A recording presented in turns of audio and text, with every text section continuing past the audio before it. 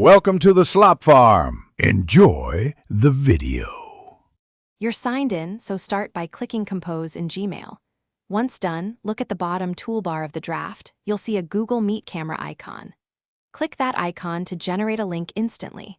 If you prefer scheduling, open Google Calendar, create an event, and add conferencing there. The Meet link appears automatically. Make sure you're in the correct account. Switching accounts before generating prevents using the wrong calendar or link. After the Meet link appears in your draft, you can customize the email, add a clear subject, paste an agenda, and include any materials or dial-in info. If you created the link via calendar, add guests and set conferencing options. Click Add Google Meet, then edit conferencing to confirm. You can change who's invited and whether guests can modify the event. Once the details are set, double-check date, time zone, and any required attachments before sending the invite or email. Send the email or save and send your calendar invite to distribute the Meet link. Once sent, verify recipients received the link by asking for a quick reply. If some didn't, resend or paste the link directly into chat.